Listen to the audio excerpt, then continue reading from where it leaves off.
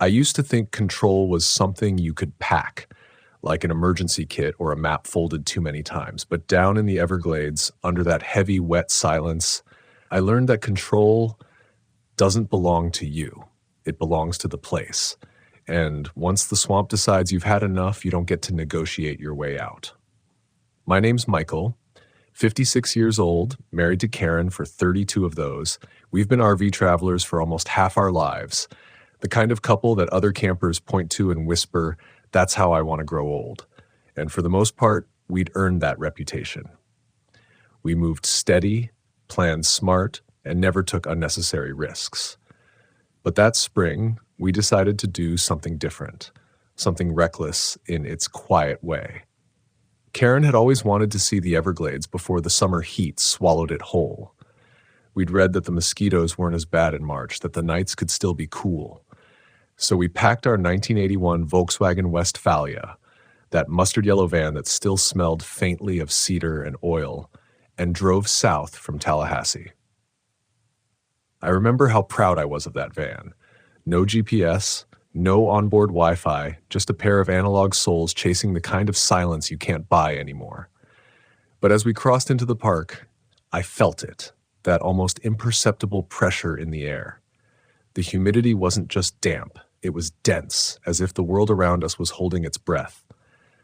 We'd reserved a campsite near Flamingo, one of those remote spots where the mangroves creep close and the waterline blurs into shadow.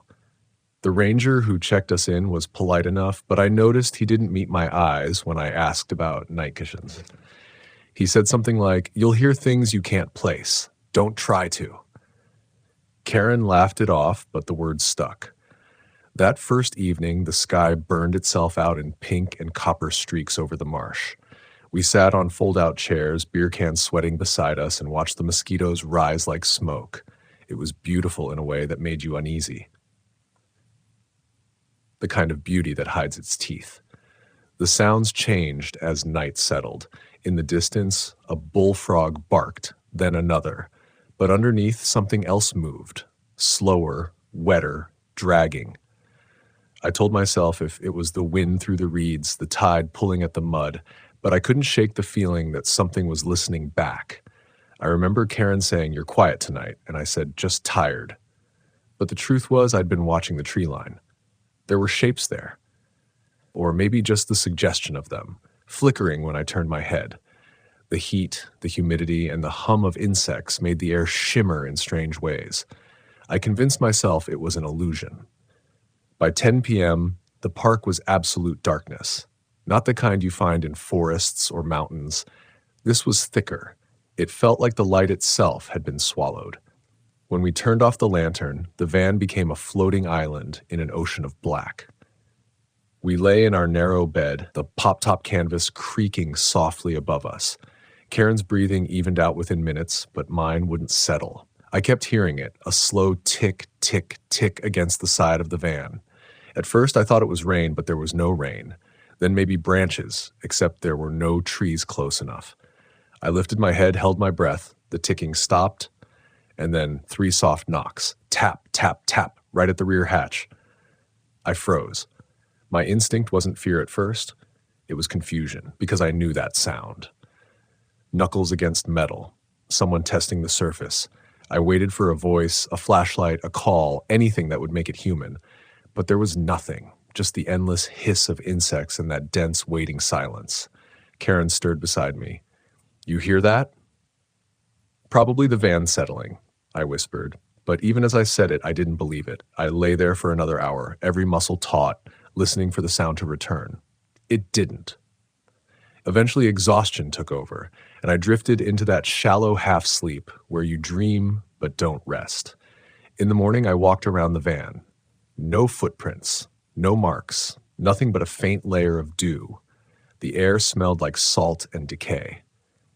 Karen made coffee, cheerful again, already talking about hot hiking to the observation tower. She didn't mention the sound, and I didn't bring it up. We hiked a few miles through the boardwalk trail that cut across the sawgrass marsh. The heat was relentless. The sun didn't feel like warmth, it felt like pressure. Everything shimmered, even the horizon. I started to notice the way the ground trembled slightly underfoot, as if something enormous was moving far below the water's skin. Halfway through, I felt dizzy. I told Karen I just needed to sit. She looked at me strangely, said I looked pale. When I sat on the bench, I noticed something carved into the wood, 3 small notches. Tap, tap, tap. That night, I couldn't shake it. We parked in the same spot, but something felt wrong about the air. It smelled metallic, almost like old pennies and wet earth. The van's windows fogged from the inside, even though the air outside was warm. When I wiped a circle clear, I saw movement near the waterline. Not a person, not an animal I could recognize. Just something shifting low and deliberate, like a reflection that didn't belong to anything real. Karen went to bed early again. I stayed up, sitting in the front seat with the lantern turned low. The swamp hummed, a low vibration that got into my chest. Around midnight, the knocking came back. This time it was closer, the driver's door. Tap, tap, tap. 3 deliberate beats. I didn't move, didn't breathe. The knocks came again, softer now, almost tender. And then a voice, so faint I thought I was imagining it. A man's voice, low, right outside the glass. You should go. I jerked upright, heart hammering. But when I looked, nothing, just the empty marsh. I shook Karen awake, told her what I'd heard. She looked at me like I was losing it. Michael, you're overtired. It's probably some ranger making rounds. But I could see the fear behind her eyes. We stayed up until sunrise. No one came. No ranger. No footsteps. When I walked to the water's edge that morning, there was something stuck in the mud. A shoe. Old, sun-bleached, half-buried. It looked like it had been there for years. But what froze me wasn't the shoe. It was the 3 small marks pressed into the mud beside it. That was when something in me started to slip, like a gear missing its catch. Because I couldn't tell anymore if what I was seeing was real or if the swamp was showing me what it wanted me to see. Karen didn't speak much that day. We both avoided mentioning the voice. But that night I noticed she locked the van door from the inside, something she never did before. And sometime after midnight, I woke to the sound of her whispering. She was sitting up, staring at the window. I said her name once. She didn't answer. When I reached for her shoulder, she flinched like I'd burned her. Then, without turning, she whispered, "It's asking for you now." When Karen said that, "It's asking for you now," something cold and electric moved through me. I sat there in the half-dark, the air inside the van thick as wet fabric, listening to her breathe.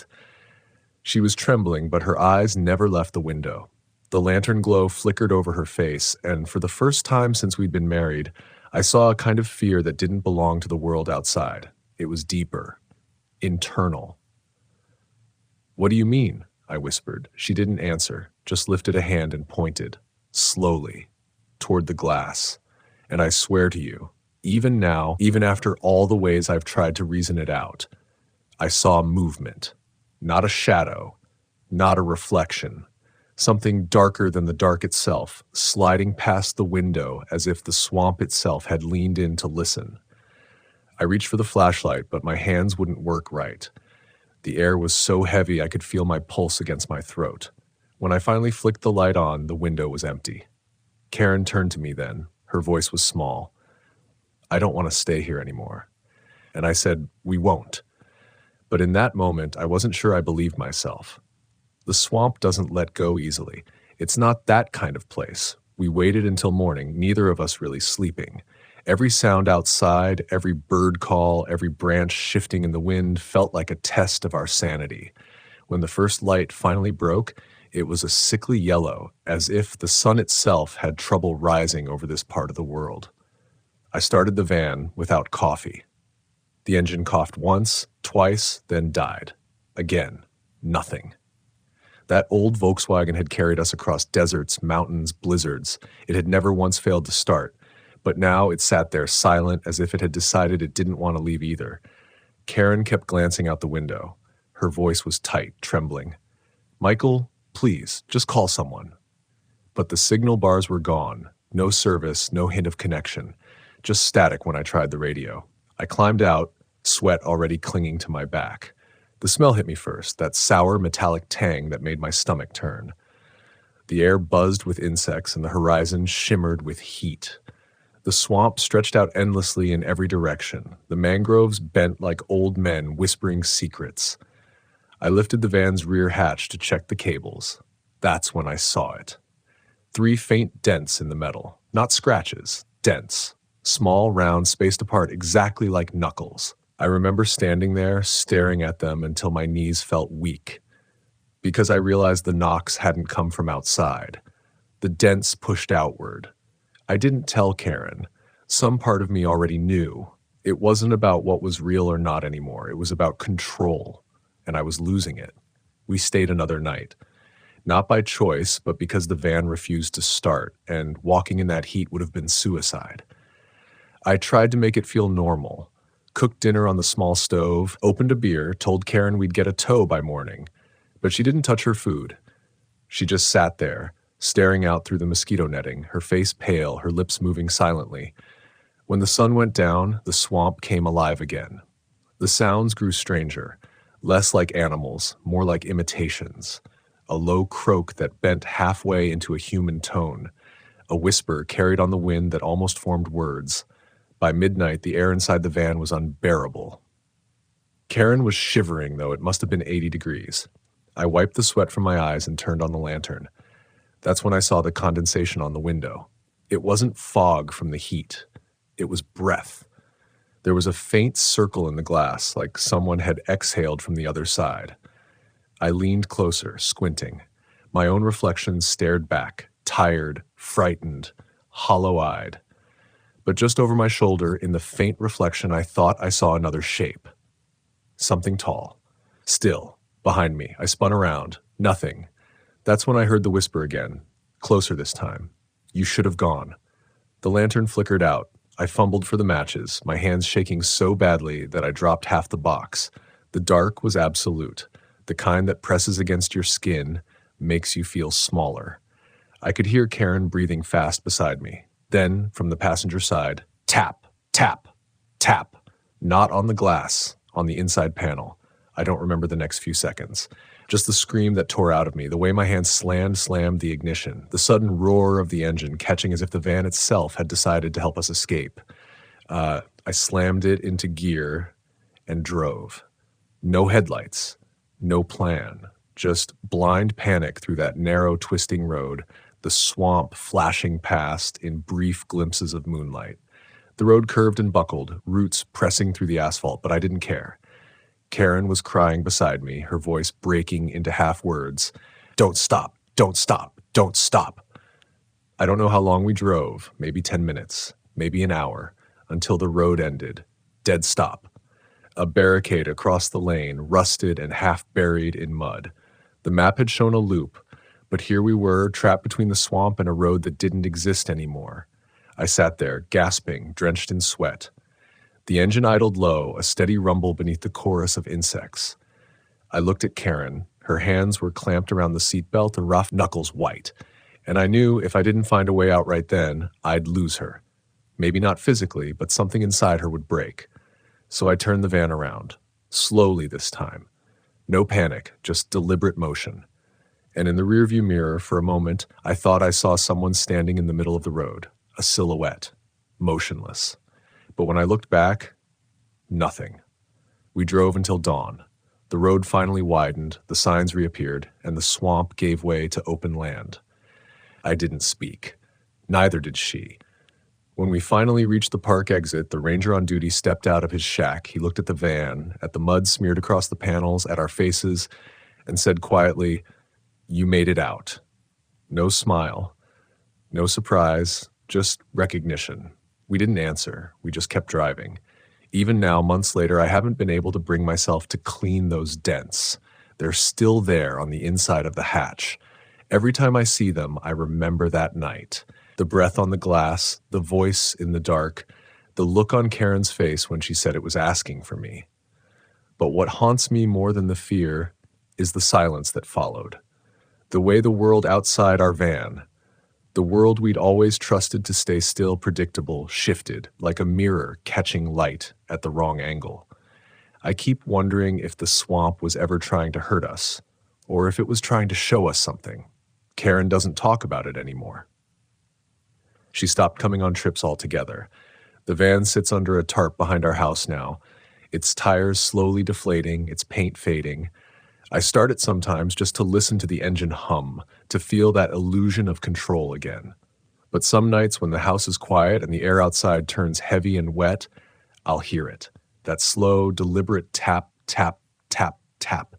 And I'll remember the ranger's words. You'll hear things you can't place. Don't try to.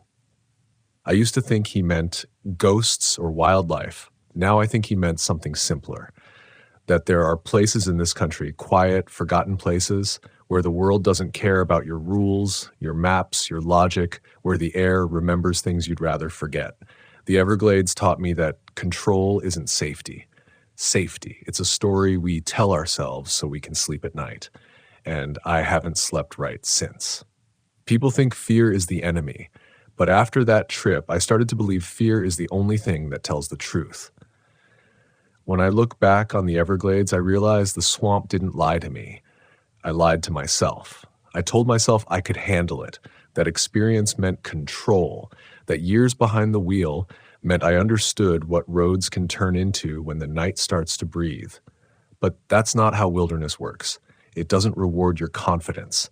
It studies it, waits for it to falter. And maybe that's what really happened down there. Maybe I didn't lose control of the van or the situation. Maybe I lost control of myself. Because when the quiet stretches too long, when your headlights reach nothing but the slow shimmer of heat and marsh, you start to hear the things you've buried under years of noise.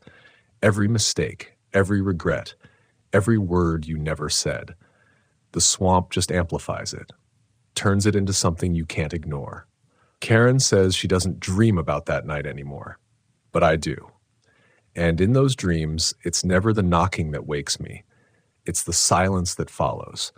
That breathless pause between the taps when the world holds still, waiting to see what you'll do next. That's where the fear lives. Not in the sound, but in the space between sounds. The same way control lives in the space between choices. So if you ever find yourself deep in the Everglades, with the mist rolling in low and the air so thick you can taste the metal in it, remember this. It's not the things you hear that should scare you. It's the things you convince yourself you didn't. Because sometimes, out there in that endless green stillness, the land doesn't want you gone. It just wants to remind you that you were never in charge to begin with. And if you listen closely enough, you might just hear it breathing. I don't know what I was looking for when I drove out there. Maybe peace. Maybe proof that I could still be alone without losing myself. But when I pulled my old Volkswagen camper onto the winding road of the Blue Ridge Parkway that October, I didn't realize how quickly quiet can turn into something that feels wrong. My name's Mark Dalton. 53 years old, recently retired, recently divorced, and I guess still trying to remember who I used to be before everything got too heavy. The van had been sitting in the driveway for years, an old turquoise Westphalia that used to be my family's ticket to freedom. My ex-wife used to joke that the thing smelled like a mix of pine sap and regret. She wasn't wrong, but after she left, it just sat there, like a relic of a life that had stopped moving.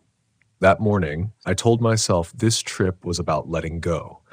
A solo drive through the Blue Ridge, some camping, maybe a hike or two. No phone, no schedule. Just the hum of the van's old engine and the thin blue light of the mountains. But when I crossed the first overlook near Linville Falls, the silence hit me harder than I expected. It wasn't peaceful, not exactly. It was too still, like the mountains were holding their breath. I drove for hours that way, out through tunnels of gold and red leaves, past campgrounds that were already half empty for the season. The temperature was dropping fast, early frost. The Volkswagen heater wheezed in protest.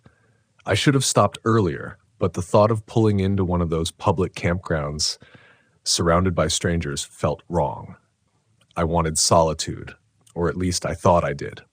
Around dusk, I found a small gravel road that curved off the parkway. There was a faded wooden sign, hand-painted, that said, Bear Creek Access, 3 miles. I figured it was an old forestry road, probably led to a stream or some forgotten campsite. Perfect. The road narrowed the deeper I went, the trees leaning in, branches scraping the sides of the van like fingers. The forest swallowed the light. By the time I found a clearing, the sky had already turned that strange shade of silver you only see right before full dark. I parked near a fallen log and killed the engine.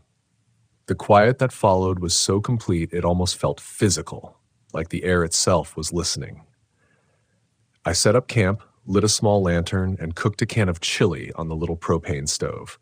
It was ordinary, almost comforting, until I caught the faint smell of smoke, not mine, somewhere deep in the woods. For a second, I thought maybe another camper was nearby, but when I turned off the lantern, I didn't see any glow between the trees. Just darkness. That's when I realized how far I was from the parkway. No cell service, no radio, just the sound of my own breath and occasionally something shifting in the woods. Not close, but not far either. I told myself it was probably a deer. The woods are full of noises that sound human when you're alone. I tried to laugh it off, but when I crawled into the van that night, zipped the sleeping bag up to my chest and turned off the light, the silence wasn't silent anymore. There was a rhythm in it, a soft, uneven tapping, like something brushing against the metal siding of the van. It came once, then again, a little louder. My first thought was wind. The trees were tall here. They swayed, dropped acorns, rubbed against each other. It made sense. But when the tapping came again, lower down near the back door, I felt something cold coil in my stomach. I froze. I didn't move. I didn't breathe. Then, slowly, it stopped. For a long time, I lay there, staring at the van's ceiling, telling myself not to give in to it. Not again. That's the thing about fear. Once it finds a place to live in you, it doesn't leave. It just waits. Years ago, I used to take my son, Evan, camping in this same van. He loved the woods, loved the nights when it was just us and the sound of owls outside. But one trip in Pisgah Forest, he'd wandered off while I was fixing the stove, just for a few minutes. I found him an hour later, sitting by the creek, crying, too scared to speak. He never went camping again after that. And maybe I didn't either. Not really. That memory had followed me like a shadow. And that night, in the van, with something moving outside, I felt it again. That same helpless panic. I waited until I couldn't stand it anymore. Then I unzipped the sleeping bag and reached for the flashlight. The beam cut through the window and landed on trees, leaves. Nothing else. Still, I couldn't shake the feeling that someone had been close. Watching. I got out, boots crunching on the cold ground, breath clouding in the air. I scanned the clearing, the light trembling slightly in my hand, and that's when I saw it. Not movement, but a shape, a piece of canvas. It was lying near the tree line, half buried under leaves, like a tent someone had abandoned. I walked closer, crouched down. The fabric was torn, sun-faded, but not old. Maybe a season or two. Inside were scraps, an old shoe, a coffee tin, a damp sleeping pad. Someone had camped here, recently. I turned around, shining the light across the clearing, half expecting to see another tent or maybe a person stepping out of the woods. But there was nothing, just that steady, suffocating quiet. I backed away, returned to the van, and locked every door. The rest of the night was long. I didn't sleep. Every sound made me flinch. The creak of the trees, the soft scurry of something small in the leaves. I kept replaying that moment. The smell of smoke, the tapping, the tent. By dawn, I told myself I'd leave first thing. But morning in the mountains has a way of changing your mind. The light filtered through mist and gold leaves, and for a while everything looked harmless again. I made coffee, watched steam curl up through the cold air, and tried to laugh at myself. Maybe I just spooked myself. I'd been alone too long, that's all. I packed up, started the van, and turned back toward the parkway. But before I pulled away, I noticed something in the dirt. Tire tracks. Not mine. They were fresh, leading away from the clearing. And the weird part? They stopped, right behind where I'd parked. Like someone had driven up in the night, turned around, and left. I sat there, staring at those tire tracks, my coffee cooling in my hand. They weren't old.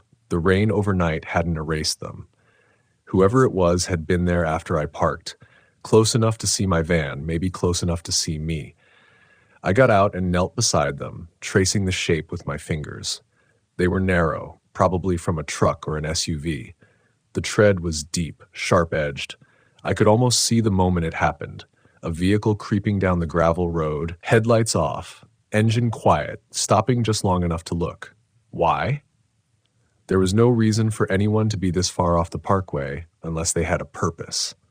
Hunters, maybe? But I hadn't heard a single shot all night.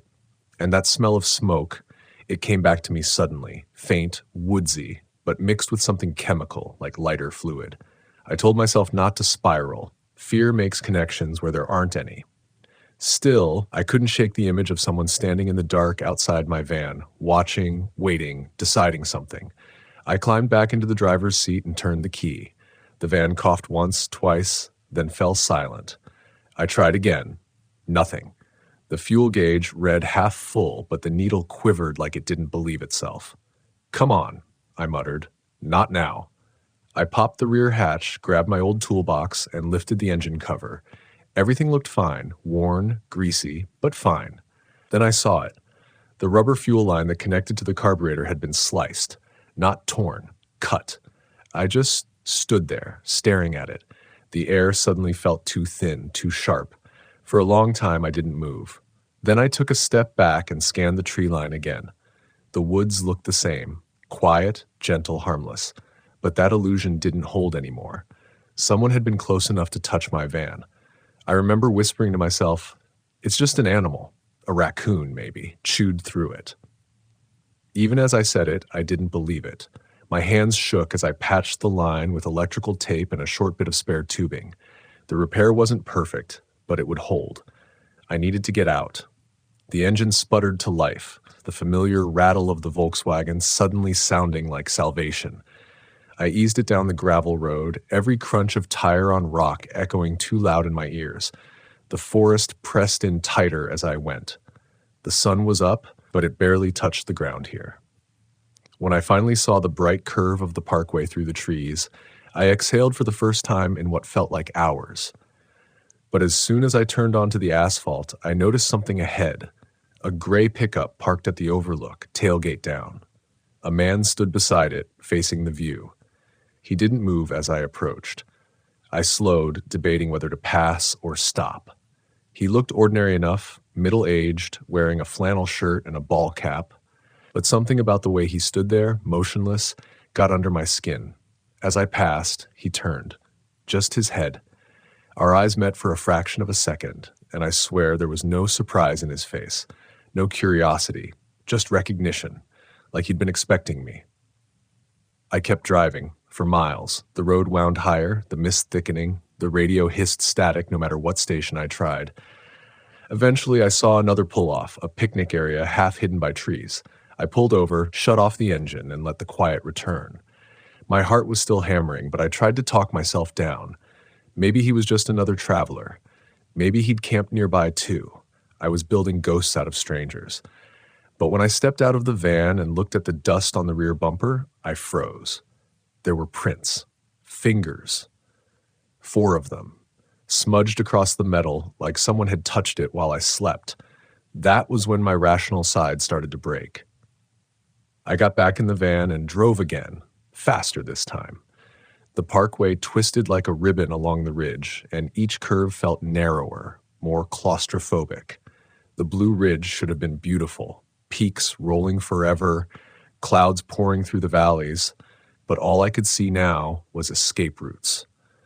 I didn't stop until I reached a small campground near Craggy Gardens.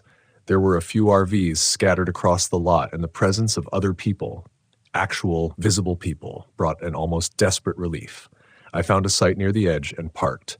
The attendant came by to collect the fee, a woman in her 60s with a sun-faded ranger hat. She smiled, said, "Quiet time this week. Everyone's gone south for the season." I tried to smile back, but my hands were still trembling when I passed her the cash. She frowned. "You all right, hon? You look pale." "Just tired," I said. "Long drive." She nodded and moved on. That night, I stayed awake longer than I wanted to. watching the faint glow of other campers' fires across the lot. The sound of laughter carried faintly through the trees, and for a while it calmed me. But then, around midnight, something strange happened again. A flash of light.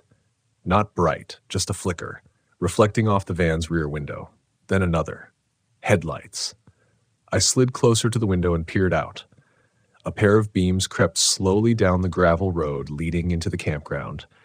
But they didn't stop. They just idled at the entrance for a few seconds. Then the lights went off. Total darkness.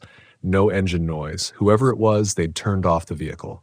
I waited 10 seconds, 20, a minute, nothing. Then, from far off in the woods, a single metallic sound, a clink like a chain hitting metal, echoed once and vanished. My mouth went dry. I remembered the smell of smoke, the cut fuel line, the man by the overlook. It all stitched together in one terrible pattern that I didn't want to believe. I sat there in the dark, gripping the handle of the van's door, listening. Somewhere out there, a branch cracked. Then silence again. The night stretched thin and long, every small noise amplified until I couldn't tell what was real. The air inside the van grew warm from my own breath, thick, suffocating. By dawn, I'd barely closed my eyes. When I finally stepped outside, there were fresh tracks again, muddy boot prints near the van's rear bumper. But this time, they didn't lead away. They stopped at my door. I didn't breathe for a long time, just stared at those boot prints. They were clear, deliberate, no smudge, no drag. Whoever had left them hadn't been in a hurry. The earth around the van was damp from morning dew, and the prints sank deep, heavy. I followed their pattern with my eyes, tracing them from the edge of the trees straight to my door. Then they stopped, like whoever it was had stood there for a while, listening. I felt something hollow open up inside me. Not fear exactly, not yet, more like the numbness that comes before it. I looked around the campground. A few RVs still sat in their spots. An older couple with a fifth-wheel trailer were walking their dog near the restroom. Across the lot, a man was folding camp chairs into the bed of a truck. Everyone looked normal, ordinary. The kind of people who would wave if you passed them on the road. And yet, I didn't feel safe. I went to the ranger's office, the one-room wooden building near the entrance, and waited until the same woman from the night before appeared from behind the counter. She smiled when she saw me. "Morning, darlin'. Sleep all right?" I hesitated. "Did you see any trucks come through last night? Someone driving slow, lights off?" Her face changed, not alarmed but watchful. "No, can't say I did. You see something?" "I heard something. Maybe someone walked through my sight." She tilted her head. "You sure it wasn't a bear? We've had a few scavenging lately. They can sound a lot like people." "I know what a bear sounds like," I said. My tone came out sharper than I meant. She gave a small nod, calm, professional. "Well, I'll take a look around. You're welcome to move closer to the front if you want. More folks there." I almost said yes, but the thought of parking between rows of other RVs made me feel trapped, like being on display. Instead, I thanked her and walked back. When I reached my van, something caught my eye. A small object tucked under the windshield wiper. A piece of paper. It was torn from a map. A state road map, the kind you get at visitor centers. There was a red circle drawn around a point along the parkway, just a mile or two from where I'd camped the first night. No words, no signature, just that red ring. For a long time, I stood there, the map trembling slightly in my hands. The circle was around a place called Cold Branch Overlook. I didn't remember passing it, but the name alone made my skin tighten. That was it. That was the moment fear became something heavier. Paralysis. I wanted to pack up and drive straight home. But there was this stubborn part of me, something bruised and prideful, that wouldn't let me run. I'd told myself this trip was about facing what I'd avoided for years, being alone, being in control again. Leaving now felt like surrender, so I stayed. I spent the day trying to fix small things, tightening bolts on the sink, wiping down the counter, checking the van's wiring. Busy work. Anything to make the hours pass. Every time an engine hummed in the distance, I froze. Every crunch of gravel made my pulse jump. When the sun began to drop, the forest turned gold, then bruised purple. I sat outside the van with a mug of coffee, trying to convince myself the fear was just residue, an old echo of the panic I'd felt years ago when I'd lost sight of my son in the woods. But dread doesn't care about logic. It finds its own rhythm. By nightfall, the air turned colder than it had any right to be. I heard the other campers locking up, closing awnings, turning off their lights. The darkness moved in quick, thick. I left the lantern off this time. I wanted to see if anything or anyone came close again. An hour passed, then another. Nothing. I almost began to believe it had all been in my head until I heard the sound, a low hum. Not an engine, not exactly, more like an idling vehicle somewhere far off. It came and went with the wind. I leaned toward the glass, squinting through the misted window. Then, faintly, 2 points of light flickered through the trees. Headlights again, but this time they didn't move. They just hovered there. Dim. Patient. I reached for my flashlight, but stopped. The idea of shining light back felt like invitation, so I waited, counting my own heartbeat. After maybe 10 minutes, the lights blinked off. Silence. Then, a sound closer this time. Gravel shifting under slow, deliberate steps. I backed from the door, holding my breath. I could hear it now. Someone walking around the van. The faint crunch circling behind me, pausing by the rear. Something brushed the metal siding again. Soft. Testing. Then came a whisper, so low I almost thought it was wind through the trees. You fixed it. My chest locked. Every muscle in my body went rigid. I didn't move, didn't breathe. The whisper came again, a little clearer this time, closer to the driver's side window. Didn't think you'd fix it. My mind was blank. I couldn't even form words. Then the van rocked slightly, just a small push. I snapped. I reached over, twisted the key, and the engine screamed to life with a roar that broke the night. The headlights blasted forward, cutting through fog. I slammed the gear and shot out of the sight, gravel spitting from the tires. In the rear view, I caught one glimpse, just one, of a figure standing at the edge of the trees. Tall, thin, still. Watching. I drove without direction, following the road as it wound higher and higher into the mountains. My hands were slick on the steering wheel. My chest burned. The parkway at night isn't built for speed. The curves come fast, blind, merciless. I nearly missed one and clipped the guardrail, the screech of metal echoing through the dark. When I finally saw a sign for an overlook ahead, Cold Branch, I didn't even think. I pulled in and stopped, heart racing. The place was empty. No lights, no movement. Just fog and the faint outline of the valley below. I stepped out, the cold biting my skin, and stared into that vast, dark emptiness. This was the place marked on the map. And for the first time, I realized the truth that had been chasing me all along. Whoever was out there didn't just pick me at random. They knew who I was. Because this was where I'd lost Evan. Not the same trip, not the same year, but close enough. We'd come here once when he was 8. He'd wandered off while I was setting up the stove, just like before. I found him hours later, down by a creek, shaking and crying. I'd told myself it was nothing. Kids get scared. They wander. But what he told me that night had haunted me since. He said someone called his name from the woods, a man's voice. Soft. Familiar. He thought it was me. I never found out who or what had called him. Standing there now, 20 years later, staring into that same valley, I felt the world fold in on itself. Maybe that voice hadn't been a stranger at all. Maybe it was something in me, something that wanted to stay lost. The realization came like a cold wave. The fear I'd been running from, the sense of being watched, followed. It wasn't just out there. It was inside me. That part of me that couldn't forgive myself for letting him wander, for letting him cry alone in those woods while I searched too late. Maybe that's why I came back, to face the thing I'd buried. I don't remember how long I stood there. Long enough for the fog to thicken, for the sound of the wind to start to resemble breathing. Then, from somewhere below the overlook, the faint crack of a branch, a single deliberate sound. I turned toward it. My flashlight cut through mist and shadow, but there was nothing there. And yet, from the hollow of the valley came a voice. Not a shout, just a calm, steady tone that carried up through the trees. Mark. It was my name. I dropped the light.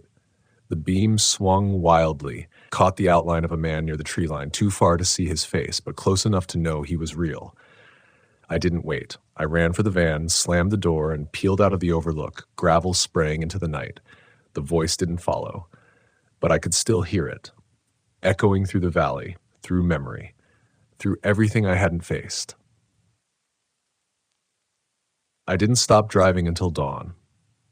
I found a diner near Asheville and sat in the parking lot for an hour before I could even go inside. When I finally looked in the side mirror, the mountain mist still clung to the van's rear window. And in that condensation, faint but visible, was a single word traced by a finger. Stay. That was the last time I ever took the Blue Ridge Parkway. Sometimes I think about going back to prove that it was just some stranger playing tricks, that none of it was what it seemed. But the truth is, I already know what I'd find, because fear doesn't live in the woods. It lives in what we refuse to face. And sometimes when I close my eyes, I still hear that voice, calm, patient, not out there, but right behind my own.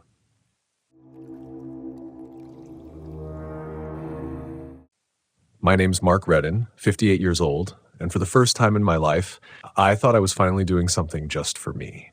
No expectations, no compromises, just the open road, a map folded to the places I'd always promised myself I'd see, and a beat-up Volkswagen camper van that smelled like pine sap and old leather. Grand Teton National Park had been a dream for years. The way people talked about it, the towering granite spires, the reflection of the mountains in the still lakes, the way the air tasted clean enough to make you forget everything you'd done wrong. It sounded like redemption itself. I arrived on a gray Tuesday evening just before dusk. Most campgrounds were booked out, but I found a small site near Jackson Lake, tucked behind a thicket of lodgepole pines. It was marked campground closed for maintenance on the park app, but the dirt road leading in wasn't blocked, and I saw fresh tire tracks. I figured it was fine. Besides, I wasn't looking for company. I parked the van near the water, the lake half shrouded in fog, the Tetons beyond it like a jagged charcoal drawing fading into low clouds. The air had that sharp electric chill of altitude, every breath clean, every sound magnified. I could hear loons somewhere across the lake and the occasional ripple of something large moving just beneath the surface. That night, as I cooked a simple dinner on the small propane stove, just beans and sausage, the silence settled around me like a thick blanket. There was no hum of other campers, no laughter, no clinking bottles, just the faint hiss of the stove and the endless rhythmic lap of water on the rocks. It should have felt peaceful, but it didn't. Maybe it was the divorce, still fresh enough that I caught myself glancing at the passenger seat, expecting her to be there. My ex-wife, Sandra, looking out the window with that small, distracted smile she used to wear. We talked once about coming here together years ago. She'd wanted the mountains. I'd wanted the road. In the end, we got neither. When the first sound came, I thought it was just the wind, a low, irregular knocking like wood hitting wood from somewhere behind the van. Slow at first. 3 taps, then silence, then 2 more. I froze, spoon halfway to my mouth, listening. The wind picked up, sighing through the trees. The knocking stopped. I let out a breath I didn't realize I was holding, probably a branch swinging against a post, or maybe a loose tarp on one of the maintenance shacks I'd passed near the main road. I forced myself to eat the rest of my dinner, packed everything away, and told myself that solitude could play tricks on anyone. Still, before I crawled into my sleeping bag, I double-checked that I'd locked the van doors. Sometime deep in the night, I woke up. No sound woke me. Not really. It was more the absence of sound that did. Even the lake seemed to be holding its breath. The van's small window was fogged from my breath, and in the faint light of the waning moon, I could just make out the rippling silver of the water beyond the trees. My watch said 2:47 a.m. Then came the knocking again. This time, closer. Not against wood, against metal. It was soft, deliberate, a single knock. Then another, then a pause long enough to make my pulse pound in my ears. "Hey!" I called out, voice cracking in the cold air. "Who's there?" Nothing. Just the echo of my own voice swallowed by the trees. I waited another minute, straining to hear every muscle in my body tight, but the sound didn't come again. When I finally worked up the courage to peek through the side window, the fog outside distorted everything. Trees became shapes, shadows became figures. For a moment, I could have sworn I saw movement near the edge of the lake. Someone, or something, standing still, facing the water. Then the fog shifted, and the shape dissolved. I stayed awake until the sky began to pale. Morning light has a strange way of making the night seem foolish. I laughed at myself as I brewed coffee on the stove, the scent rich and grounding. Birds were already chattering from the treetops, the loons calling again across the lake. I told myself I just imagined it all. Maybe I dreamed half of it. Still, when I stepped outside, I noticed something odd. On the passenger side of the van, right near the handle, there was a smudge, like the greasy print of a hand. Large, too large to be mine. I brushed it off quickly, convincing myself it was just leftover oil from the engine lid. But that didn't explain why the mark was fresh, damp, as if someone had touched it recently. I decided to hike for the day, put some distance between myself and whatever my imagination had conjured up. The trail near the lake wound through clusters of aspen and spruce, with views that looked straight out of a painting. The mountains towered so high they made me dizzy when I stared too long. For hours, I felt almost human again, walking beneath the filtered sunlight, hearing nothing but my boots and the cry of hawks above. I even started to hum, a tune I didn't recognize, but that came easily to my lips. It wasn't until I turned back toward camp that I realized how quickly the light had changed. The sun had dropped behind the peaks, shadows spilling across the forest like ink. The temperature fell fast, mountain cold, the kind that bites. And as I neared the clearing where I'd parked, I noticed something that stopped me dead in my tracks. The door of my van was open, just slightly, maybe an inch, but I was certain I'd locked it. I approached slowly, the gravel crunching under my boots sounding like gunshots in the still air. My heart was hammering now, not from exertion, but from something deeper, that primal certainty that something wasn't right. "Hello?" I called out again, softer this time. The van was empty. Everything was exactly where I'd left it. Sleeping bag, backpack, stove, nothing missing, nothing disturbed, except there was a smell. Not the usual mix of coffee, pine, and old leather. This was earthy, damp, almost metallic, like wet soil and rust. It clung to the air, faint but undeniable. I backed out slowly, closing the door, and forced a laugh that didn't sound like me. Maybe a ranger had stopped by. Maybe they'd seen the old closed sign and came to check. But then why leave the door open? Why not leave a note? I started to pack up that evening, thinking maybe I'd drive to one of the busier campgrounds near Coulter Bay. Somewhere with people, noise, light. But as I sat in the driver's seat, key in hand, something made me stop. The view, the lake, perfectly still, reflecting the dying orange light of sunset, the Tetons black against the fire of the sky. It was breathtaking. I'd come here to find peace, and maybe this was part of it, facing the fear, not running.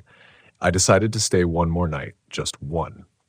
That decision, that stubborn, quiet decision, changed everything. Because that night, the knocking didn't come from outside. It came from underneath. The first sound was faint. So faint I thought it was the wind shifting the van's frame. A low, hollow thud, then another. But after the third one, I realized it had rhythm, not random, not the sway of branches or the creak of the suspension. Someone was beneath me. I froze, sitting upright in my sleeping bag, my breath caught halfway between disbelief and dread. The van felt smaller suddenly, the air thick and close, the darkness absolute. For a few seconds, I couldn't move. The only sound was my pulse in my ears. Then it came again, a scraping sound, like fingernails or maybe stone dragging across metal, right under the floor. I whispered to myself, "Animals, Mark. Just animals." But I knew better. The ground beneath the van wasn't open. It was hard-packed dirt and rock. No room for a burrowing creature big enough to make those sounds. Then came a tap, tap, tap on the floor, directly beneath where my feet rested. That's when I bolted upright, fumbling for the flashlight I kept by the bed. The beam flickered across the van's cramped interior. Stove, table, duffel bag, the reflection of my wide eyes in the glass. "Hello?" I said again, quieter this time, because I didn't really want an answer. No reply, no movement. The knocking stopped. I sat there for what felt like an hour, the flashlight trembling in my hand, waiting for something, anything to happen. But nothing did. Eventually, exhaustion won. I told myself I'd imagined it, that it was the old frame settling with the temperature drop. I lay back down, though I didn't sleep. The silence became its own kind of noise, louder than the knocking, heavier than fear. When dawn came, I stepped outside, half expecting to see footprints or drag marks under the van. There were none. The ground was damp from dew, the soil dark and undisturbed, but the air still held that same metallic scent from before, faint, almost like iron. That smell clung to me all morning as I boiled water for coffee. I couldn't shake it. I thought about leaving again, truly leaving this time. But the sun came out, bright and gold, turning the lake into glass. The Tetons stood clear and sharp against the blue sky, and I felt ridiculous. Maybe I'd gone soft after the divorce, too used to the noise of city life, too quick to spook at silence. So I decided to hike again, but shorter this time, just around the lake shore. I kept glancing back at the van, small and pale against the dark pines. I couldn't shake the feeling that it was watching me. That's the thing about solitude. At first, it heals you. Then it starts to pull at the edges of your mind, asking questions you don't want to answer. By late afternoon, storm clouds rolled over the mountains. They came fast, thick, purple-gray, humming with static. The kind of storm that feels like a warning. I barely made it back before the rain hit. When it did, it came in sheets, pounding on the roof, the sides, the windshield. Inside, it sounded like 100 hands drumming on the metal. For a while, it drowned everything else out. I made a small dinner, read a few pages of a paperback I'd brought, tried to ignore how the rain began to slow, and how, beneath the steady dripping, something else emerged. A sound. Knock, knock, knock. From the back door. 3 times. Not the erratic tapping of branches or the random snap of cooling metal. It was a deliberate rhythm, and it came just as the storm died, as though it had been waiting for silence. I didn't move. I didn't breathe. The knocking came again, softer now. Then something brushed the side of the van. Not a hand, not claws, more like a shoulder dragging across metal. I stood up slowly, grabbed the flashlight again, and aimed it toward the rear window. Through the streaks of rain, I saw nothing, just the forest. But it wasn't empty. There was a distortion, a place where the fog seemed thicker, moving differently. It hovered by the tree line, close enough that I could feel it watching me. I whispered again, to myself this time, not to whoever or whatever was out there, "You're just tired. It's just fog." Then I saw the reflection in the glass, behind me. For half a heartbeat, I thought I saw a shape, not fully formed, not distinct. A figure standing just outside the driver's side door. Still. Facing in. I spun around, but there was no one. When I turned back, the fog was gone. That night, I didn't even try to sleep. I sat in the driver's seat with the flashlight in my lap, eyes on the tree line, waiting.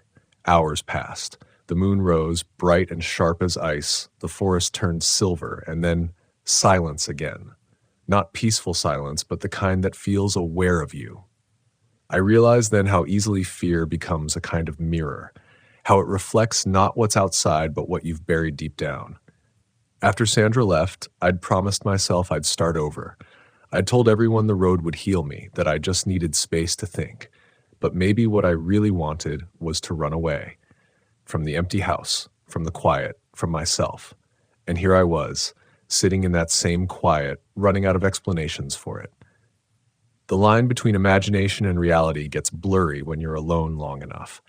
At around 3 a.m, I heard it again, faint footsteps outside, crunching through wet pine needles. Slow, deliberate, circling the van. I gripped the flashlight so hard my knuckles ached. Then the footsteps stopped, right beside the driver's door. A whisper, almost inaudible, slid through the night air. It sounded like my name. Mark. I jerked the flashlight toward the sound, but The beam caught nothing but mist. My breath fogged the glass as I stared out into the dark.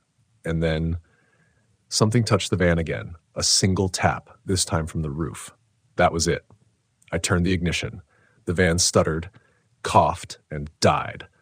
I tried again. The engine whined but didn't catch. "Come on," I muttered. My hands were shaking so badly I could barely turn the key.